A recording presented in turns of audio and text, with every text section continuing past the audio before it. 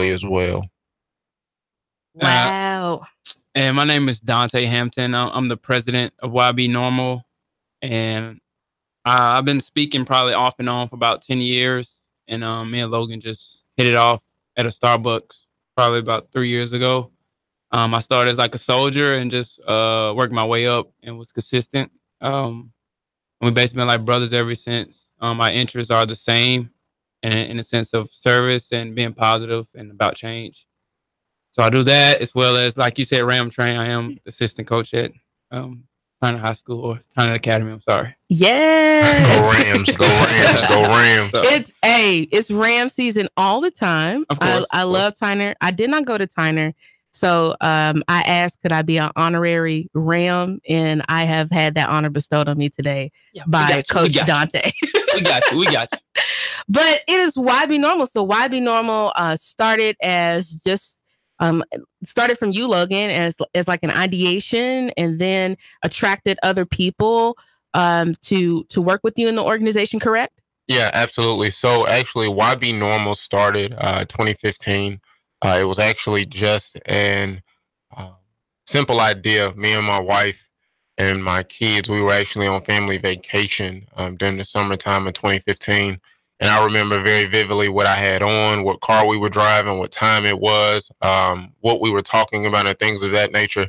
And I explained to my wife that before I get back to Chattanooga, that there's something that I want to do with changing my community, serving my community, more importantly, serving, the states, the country, and things of that nature. And I told her, all I ever did was take from my community.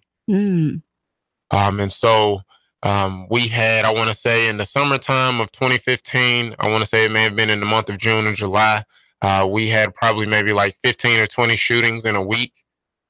And for me, that was my calling right there. Like there's people out here that are hurting. There's people out here that need someone to, one, hold them accountable. They need to, help them get in the right direction, help them get off their feet. They need to help them, give them the resources and tools to be successful in life, to change the trajectory of their family tree and things of that nature. And so, while we came up with that, was more importantly, it was just about serving Fuzz. It's like you said in the beginning of the intro, like that's what we're about. We're about serving. And so for us, that's where it all started at. Awesome.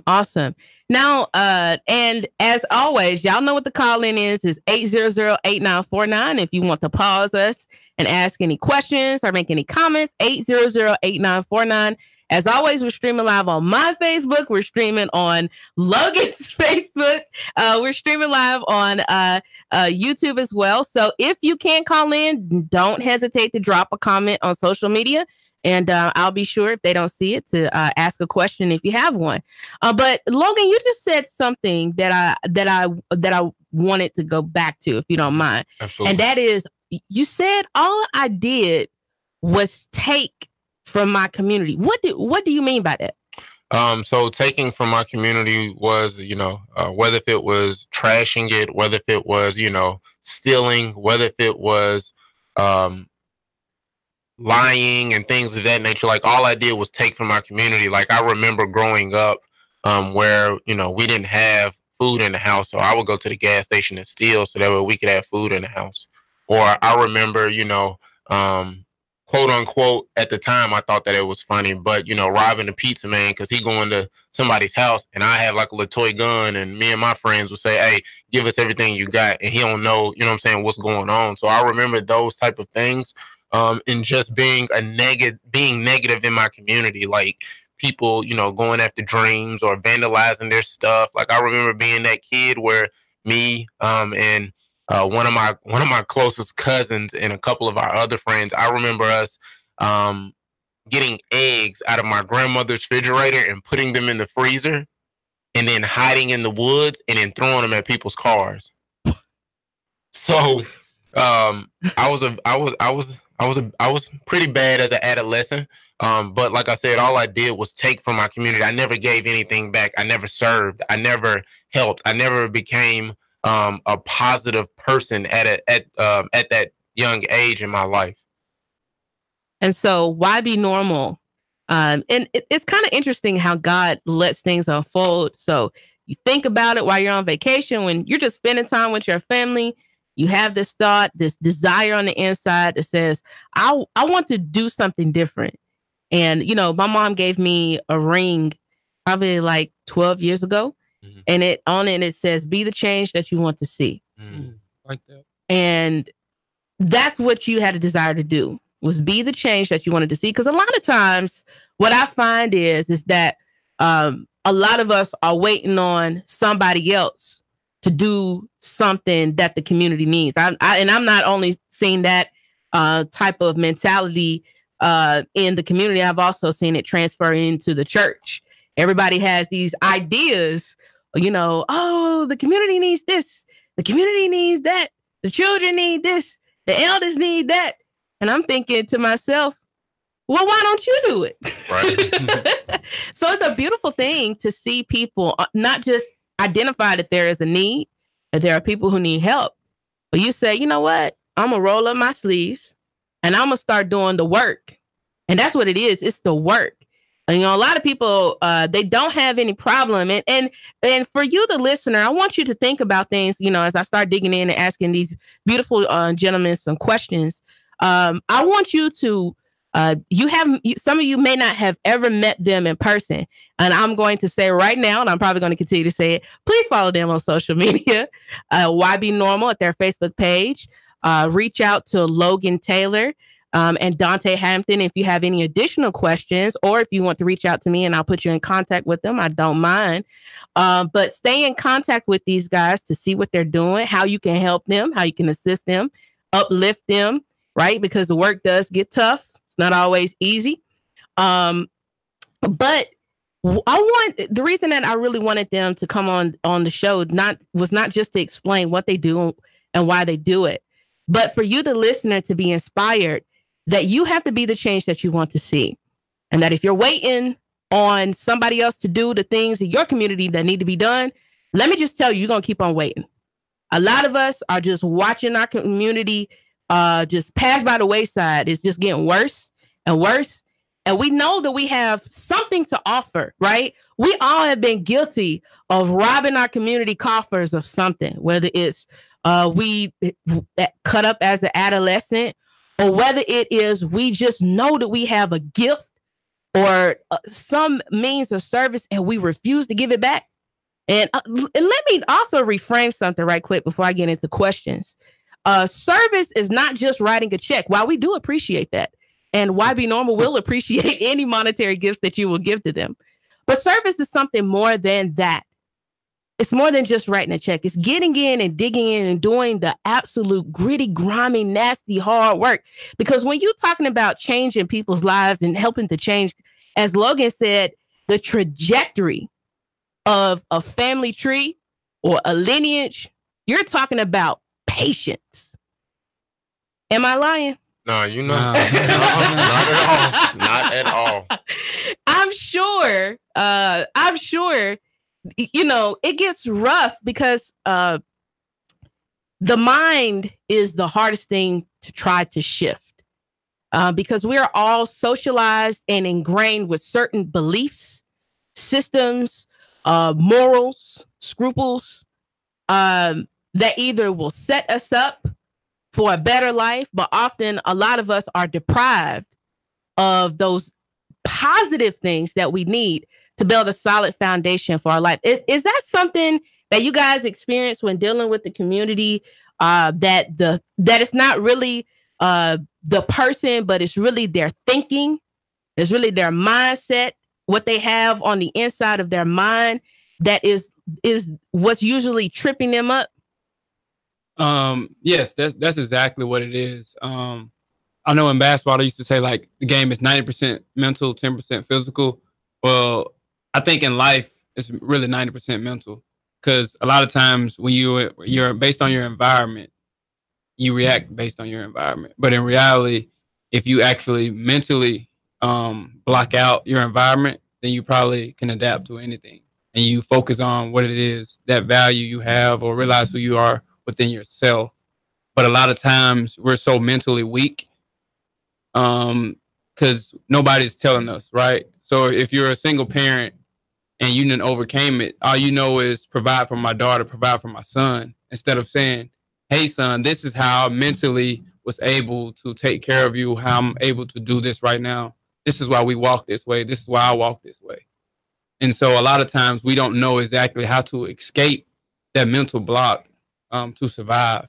And so a lot of times that's why you have somebody caught up in the corporate world for 30 years when they could have tripled their value on their own by stepping out on their own, having their own businesses. And that's why a lot of times, people won't have their own business because they're afraid. And that mental blockage is basically kind of like how they do the left brain and right brain. And it takes a lot for people to unlock their right side of your brain. Man, you just said a lot right there. A lot of us are, and it's interesting even here, especially we are the most church city in America. So because we can legitimately go almost on every block, we find a church or some sort of faith-based organization. It's interesting that we find with the information that's coming out recently that the city of Chattanooga has one of the greatest inequities in the nation. And for me, that's perplexing because Chattanooga's not broke. We gave $74.4 million to our Chattanooga Police Department this year. We've given them $500 million in the last decade. We're not broke. We're certainly not lacking a faith-based organization.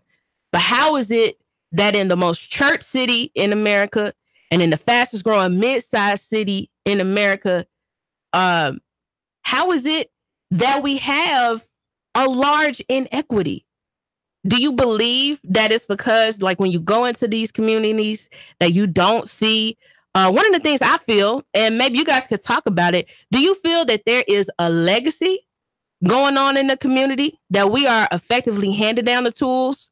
And it's not just to the youth, but also providing it to other people as well. Are we passing on legacy or the transition to people, or is it kind of like everybody fend for themselves?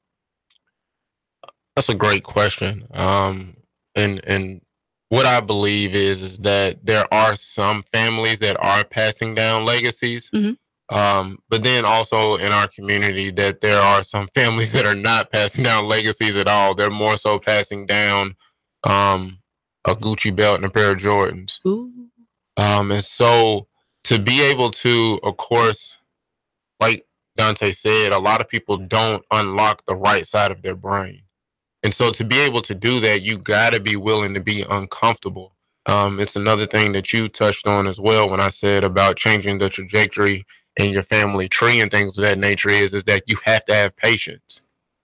We live in a society nowadays where it's like, I got to get it. I got to get it. I got to get it. I got to get it. And it's got to happen now, instead of being like a farmer and let me plant this seed of corn. And then when that next season rolls around, now I have corn to give out to other people, to feed my family, to feed other families, to feed my neighbors and things of that nature. Let me sow this green bean seed and let me, keep working at it, plow it, do whatever I need to do and be patient. Because a lot of times what happens is that when we try to rush things and not be patient, we mess up the flow of things. We mess up the trajectory of what our family tree needs to look like. And things of that nature. And so a lot of times what happens is that we don't pass stuff down because we don't know. Or we don't know how to pass it down. That too. We don't know how to pass it down. So we have to understand and have to figure out, one, how can I pass down a legacy and what does it look like? What do I want it to look like? Not what society says, but what do I want it to look like for my legacy and my family tree moving forward and things of that nature. So basically what you're saying is that it's up to people to, first of all, decide. They got to make that firm decision that they want their life to be different, and then start figuring out what that looks like. Absolutely. Definitely. And so let me ask you guys a question. For the person, okay, they figure out that maybe I do want to change the trajectory of my family. Maybe I do want to pass down a legacy. where could they find that information? Where could they reach out to start getting some of these answers? Well, the neat thing about the world now, like I tell my younger brother, his friends, and everyone, is everything's on the internet. Like people becoming truck drivers, people becoming tow drivers, people becoming millionaires off Facebook, off Instagram. A guy did the Shingy challenge, and Drake literally blew up, and he's in this video. And people didn't understand. Before then, he was doing a TV show literally on Instagram and Facebook every day. So it's a matter of you staying the course and literally trusting the process. Anything you want nowadays, literally is right in front of you. Nobody, the younger generation, they won't work for it. But the scary part is it's literally in your face. Whereas generations ago, it was you have to work for it to see it. Whereas nowadays, they almost, in a sense, blind you. It's so close that you can't see it. So basically, it's just, first of all, just putting forth the effort. And I firmly believe that we're living in one of the most privileged times as far as access to information than ever before. Just about everybody, almost no matter their socioeconomic status, has a cell phone. And so that cell phone is not just a means of calling somebody, but it's also a highway of information where we can Google what we need, right? Or we can utilize social media as a platform to start making an impact. And so we're going to continue to get into it on the second half of the segment, and I hope you guys continue to tune in. And again, if you want to call in and you have questions, it's 800-8949. It's a YB Normal takeover here on Nooga Radio 92.7. And y'all know what it is. This Thursday, we have Keon and Nick at 10 o'clock at the North Shore Starbucks with the Gridiron Gang. Giving you guys the download, the shakedown of what's happening in the football world. Y'all stay tuned for the second half of the segment. It's a takeover.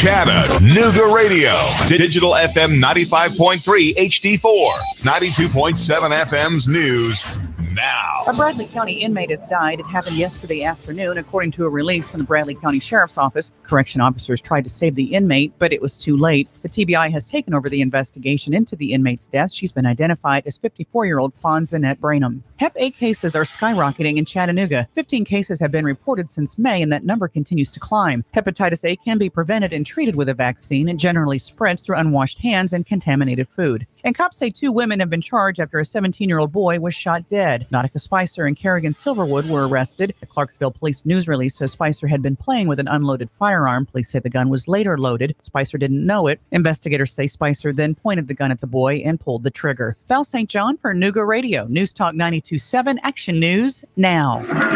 Let's face it, Old Faithful isn't as faithful as it used to be. Constant repairs are a hassle and can rack up quick in money and time.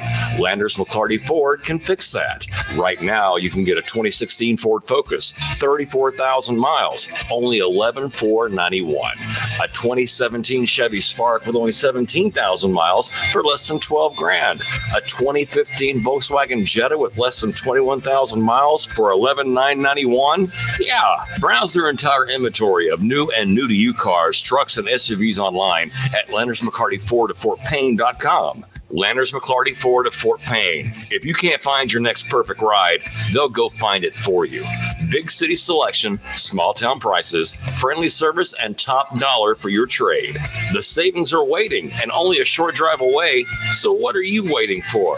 Get started with your personalized shopping today at Landers McClarty Ford of FortPayne.com.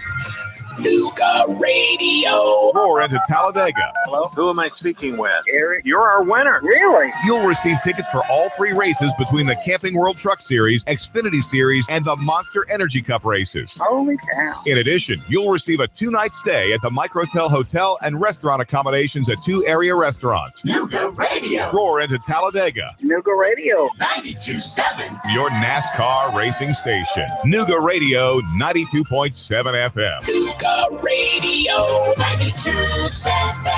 I got my business up and running and it's already expanding. I got lucky. Lucky because I found Signal Voice and Data. Signal Voice and Data can incorporate all of my business information sharing and communications seamlessly, keep my costs down, and let me work more productively with endless connectivity no matter where I might be.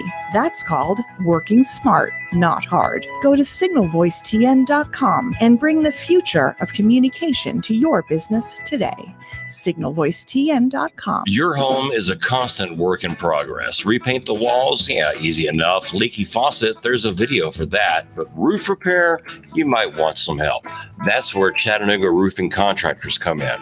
They have 3 generations of roofing excellence you can count on. Leave the ladder in the garage. Go to chatroofing.com. That's chatroofing.com for Chattanooga Roofing Contractors, a roofing company you can trust. Hey, Karen, you need me for that 1 o'clock? Yes, Cheese, please. Karen, did you get the quarterlies done? Yep, they're filed in the cabinet. Karen, can you describe the initiatives to the new hire? Thanks. Oh, sure. Full-bodied, some floral notes, maybe a hint of dark chocolate. Am I in the right department? Got wine on the mind? Come unwind at Virgola. Italian wine, oysters, caviar, cheeses, and more. Perfect after work or a romantic date night. Virgola Italian Wine Bar, 608 Georgia Avenue. Man, you sure you know what you're doing? Yeah, I worked with my dad on his truck all the time. Just one more bolt to go. Yeah, wrong bolt. Today's truck ain't your daddy's truck. For repairs on today's vehicles, you need Amco Transmission and Total Car Care of Chattanooga on Lee Highway. Stay on the road, not in the garage. Amco Transmission on Lee Highway. Get it done the right way. The Thompson Pet way.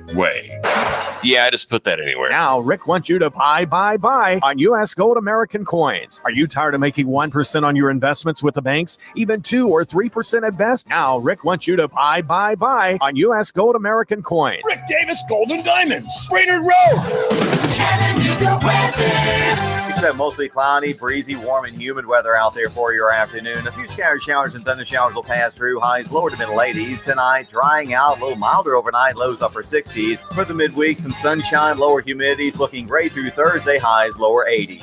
Looking to buy or sell a home? Real Living Southern Realty provides real answers and customized marketing solutions. Serving the entire tri-state area. Check rlsouthernrealty.com for their complete listings. And I'm Soren G12, Chief Meteorologist, Badge Report. Nuga Radio 92.7.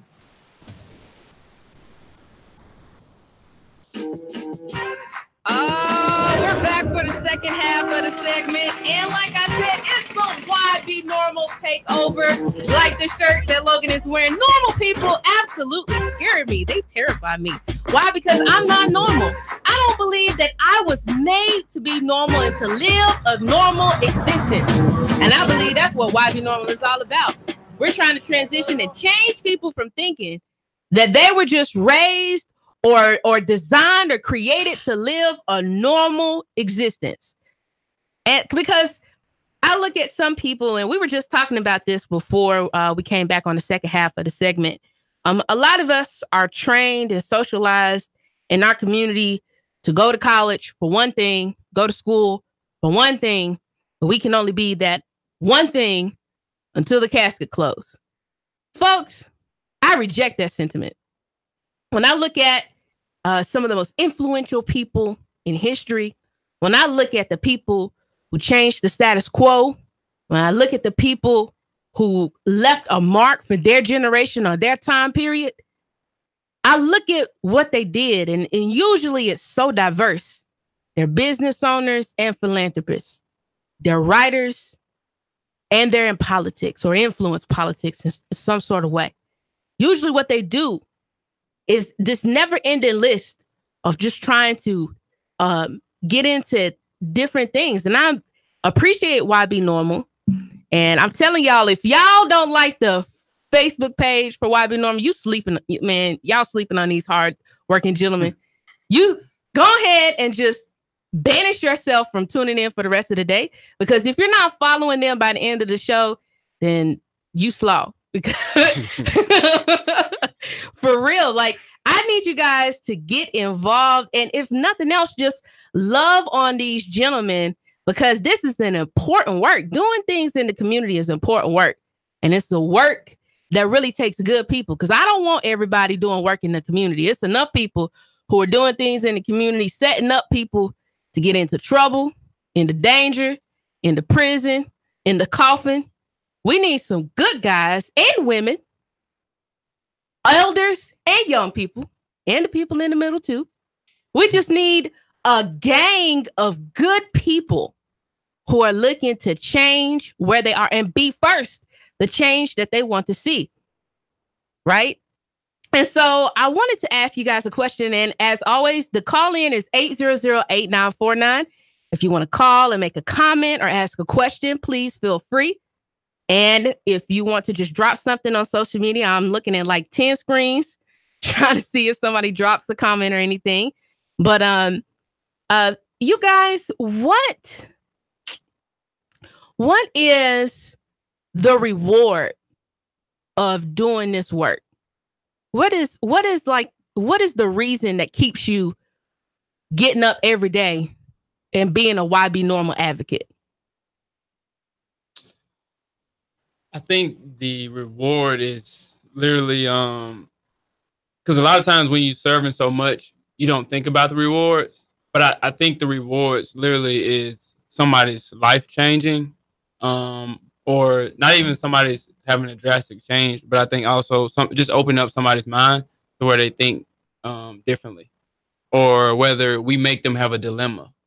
So when we first did Cut the Hate, Share the Love, we had a guy who was trying to do his own cleaning service. Mm-hmm.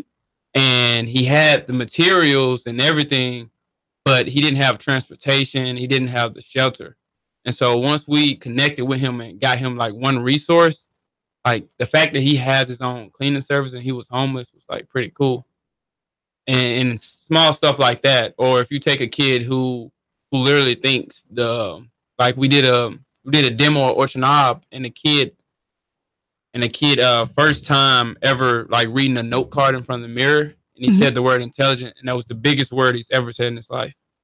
And you don't think at that time that's rewarding, but a lot of times that's rewarding because that's just a baby step for opening that kid's mind who's only 7 years old. So small stuff like that is rewarding. But I really think there's no bigger reward than just having impact as a whole. For me, it's just rewarding in general. Go ahead. I'm sorry. Oh, I'm sorry. I was going to say, for me, what's rewarding is to be able to see, like Dante said, I'm probably just going to say the same thing. Well, I am going to say the same thing he said, just in a different way. It's rewarding to see how you can give somebody the tools that they have and be able to use those gifts and those tools that they have to be able to change the whole trajectory of their family tree. You know, for example, which Cut the Hate, Share the Love is a community event that we do every year.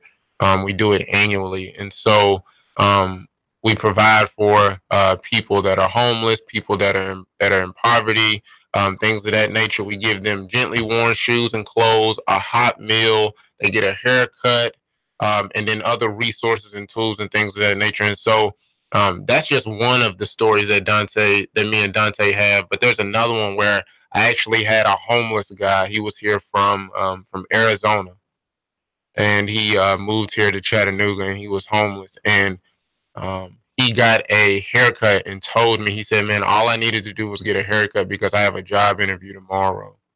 Well, I ran into the guy roughly about 6-7 months ago. He got a place on his own. You know, he has a bus pass. He's working on a car, but he has a bus pass. And then, you know, having a place and being able to get up off the ground, because I believe that if you're at ground bottom, you have no choice but to go up. So to be able to help people, you know what I'm saying? Like for us, it's about serving. That's what it's about. And so to be able to do those type of things, that's rewarding to me. It's rewarding to Dante. It's rewarding to my family because, you know, I take them with me everywhere I go. They see the work that, you know, Dad does. My wife sees the work that I does. Heck, my wife even gets in with me sometimes and does the work with me. So things like that are very rewarding and very fulfilling for me. Amazing. Now, I want to talk about the shirt, man. Look, and this is why I said y'all cannot sleep on YB Normal, because not only are they trying to make an impact, but they got swag when it comes to the gear. Like, I get so many compliments on what I call the AKA colorway of the Normal People Scare Me shirt. And I need to get another one because I'm sad that I didn't wear it today. But normal people scare me. What does that mean? Like, explain what that means. Because when people see that, I would imagine they're like, what? What does that mean? So this was actually our second design that we came up with for the normal gear. That's what we call it, because we have so many different designs. We call it the normal gear. And so with Normal People Scare Me, what pretty much it's saying, what it's saying is that being average is what scares me, right? So going through the cycle is what scares me. Not being able to change my family tree or to leave a legacy is what scares me. So you have to understand that in order for me to not be average, not be fearful and things of that nature, is that I have to understand that normal people scare me, because all the time we hear people say, I'm different, I don't do this, I don't do that. But in reality, you do what everybody else is doing, right? It's kind of like, for example, like I had this mindset, and I'm not knocking anybody that does. I used to stand in line for Jordans, right? So like, for example, I would see hundreds of people standing in line for Jordans, but then I would also see some of those people standing in line to possibly get their light bill paid. So, it's like we've been talking about, is that you have to shift the mind. There has to be a shift in your mind to where you're saying, you know what? I'm tired of being normal. I'm tired of doing what everybody else is doing. I want to leave a legacy. I want to change the trajectory of my family tree, and generations to come. And how do people receive these teachings or these examples? How do people receive it? Do you find it that sometimes it's initially difficult? Do you find for some people that it's easier, or is it kind of like a mixture? Or what is your experience, when trying to get in and diving into the community? And you guys don't just work with youth. And I want to keep saying that because they made it very, very clear to me that they don't just work with the youth. They work with anybody who wants to do something different. Is it difficult for people to make that shift, or what's your experience on that? It can be very difficult depending on the age bracket. Okay. I have mentors who life didn't change until they were 40 years old. And when I mean change, like change forever for the better. Like he would never probably want for anything for the rest of his life. So it can be hard because, if you have a habit of doing something and you're already grown, what I'm saying? If you're already an adult, it's pretty hard for you to change your lifestyle. It's pretty hard for you to get rid of those ways. Now, of course, some people are open because they're just at rock bottom. But a lot of times it can be difficult. Because pretty much what you're doing is you're trying to change somebody's daily routine. Like if I wake up every day and I eat breakfast and it's good, and you want me to come here and say, hey, you're not going to eat breakfast. You're going to skip breakfast and then we're going to go straight to lunch. Well, somebody who's always hungry, they might be mad at, if that makes sense. It does. So it can be tough, but it's all about your approach that we learn. And I learned that also from just college basketball, and because they really grill you, and you're based on your own. So a college coach can yell and scream, but at the same time, everybody doesn't need to be yelled at, and some people do need to be yelled at. So it's all about your approach when you talk to someone. Kind of like a respect thing, in the sense of if I respect you, respect is always respect. Doesn't matter give or receive. If everybody comes into a situation with genuinely just respect, and then I think things will go a lot smoother, if that makes sense. It does. And to kind of just piggyback on that, my grandmother had nothing more than, one of my grandmothers, my mother's mother had nothing more than an 8th grade education. And she didn't have, my mother, she found it difficult to get pregnant and she kind of lost hope on that. And she was a domestic worker, so she cleaned houses for Jewish families in New Jersey. And the doctor that she was working for actually helped her, gave her surgery for free. Wow. And then my mother came along. But at one point, she found it difficult to help my mother with her homework. But she never told my mother, I only have an 8th grade education. I can't help you.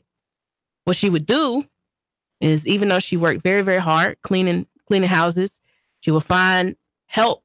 You know, she would go to my mother's teachers. If she struggled with something, she would talk to them and ask them, could they tutor her? You know, could they help her if she was struggling with something?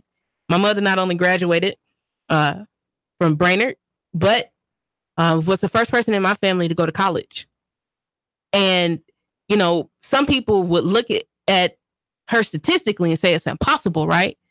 If you have a father who's a mechanic, and then a mother who's a domestic worker who'd had nothing more than an 8th grade education, how could she help you get past high school? And certainly, how could she encourage you to not only go to college, but then to be a chemist? You know, my mama figured out in high school that she wanted to be a chemist. And that's interesting because it's not a lot of people of color, and then it's certainly not a lot of women that go into chemistry. And my grandmother would say something, and she would also say it to me as a young lady. She said, baby, we are creatures of habit. Whatever you do is what you become. And the more that you do it, the harder it is for you to change it. But if you want to change what you do, change your habit. If you want to change how you are, change what you do. If you want to change your situation, fix your habits. And it, you know, you would think, like, looking at a 5'1" old lady from South Georgia, middle of nowhere, that she wouldn't have hardly anything to give you, right? And it's a beautiful thing when we wake up and realize that we all have something to offer. You know, I want to caution you, the listener. A lot of us get caught up in people's titles, what they drive, who they are to certain others. It don't take a college degree for you to inspire somebody. You don't have to have PhD behind your name to change or impact your community.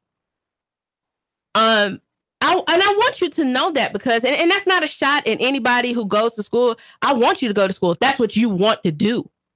But if you go to school, don't just go to school, graduate, and get a job. Impact your community, whether that's come back home to Chattanooga, if that's what you want to do. If you go somewhere else, be the change that you want to see wherever you are. Wherever you are, make an impact.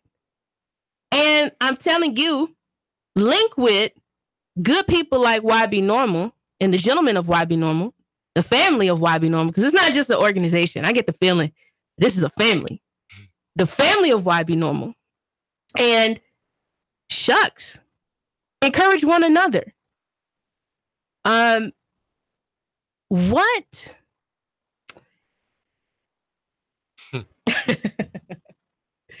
What? No. It's nothing tough.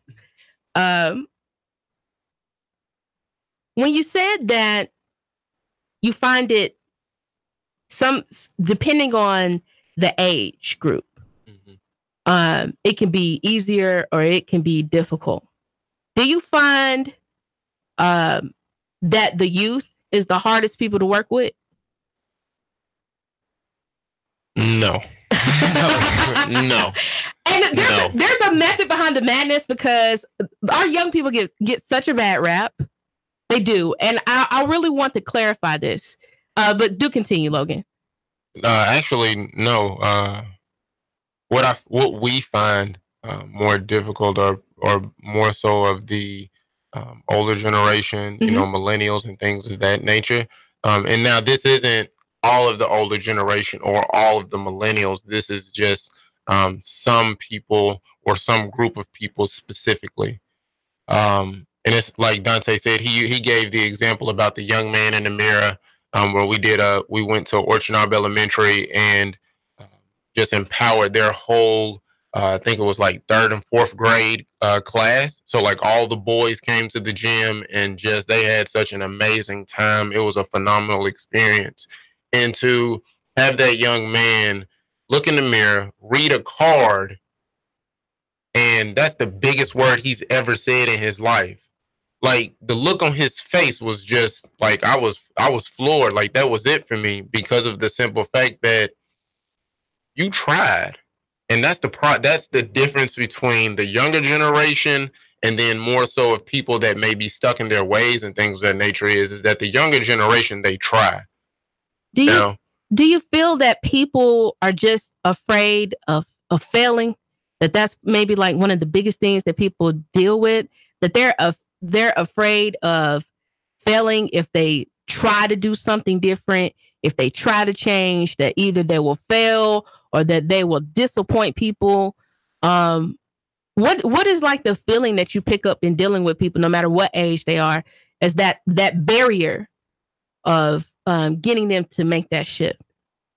So what happens is a lot of times is that the reason why people are fearful or they're scared or, they think, okay, if I fail, I'm not good at it, is a lot of times it's exposure. A lot of times you have to understand that in order for me to be good at something, I have to change my environment and be exposed to different things. So I'll know what I like, what I dislike, what makes me tick, what makes me angry, what makes me upset, what's my happy place and things of that nature. And so a lot of times what happens is that it's exposure. Like Dante played sports. He graduated from UTC. He played basketball. He's a heck of a basketball player. I love to watch him play. So if anybody's listening, you want him on your team, he's the guy. But to watch him play basketball and to see just that arena itself, like the basketball community, the sports community is a very small community.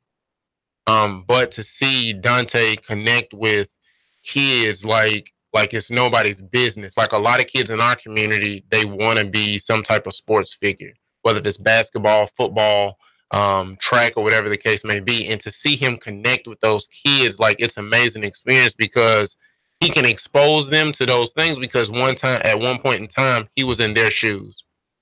Right. And so with him being in their shoes, he knows how they feel. So he can come at them and talk to them a certain kind of way. Sometimes it can be aggressive. Sometimes it can be gentle, and things of that nature. And so just to be able to see him do those type of things, like it's an amazing experience. And so he exposed them to different things because he walked on at UTC. And so he walked on, but then finished with a scholarship. Like you don't see a lot of people going through those type of adversities and say, hey, look, this is what I came out on the other end after all these whoopings and these beatings and these lashes and things of that nature. Wow. And Logan, you just made it right on time to end it out. Why Be Normal? Follow them on Facebook. Get you a shirt, y'all, because you lacking if you don't have the swag. I'm telling you. And tune in on Thursday at 10. North Shore Starbucks. We're going to have Keon Rose and Nick LeFew, who are going to be giving us the Gridiron Game Show. And man, this football season, I'm excited about it. I'm definitely going to be watching Ram Train. Right? Woo-hoo. Trying to get back to the States. Trying to get ready. I love you guys. And as always, it's nothing you can do about that. Y'all have a beautiful day. 3, 2,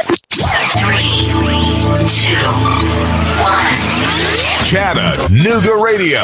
Digital FM 95.3 HD4. 92.7 FM's news now. A Bradley County inmate has died. It happened yesterday afternoon, according to a release from the Bradley County Sheriff's Office. Correction officers tried to save the inmate, but it was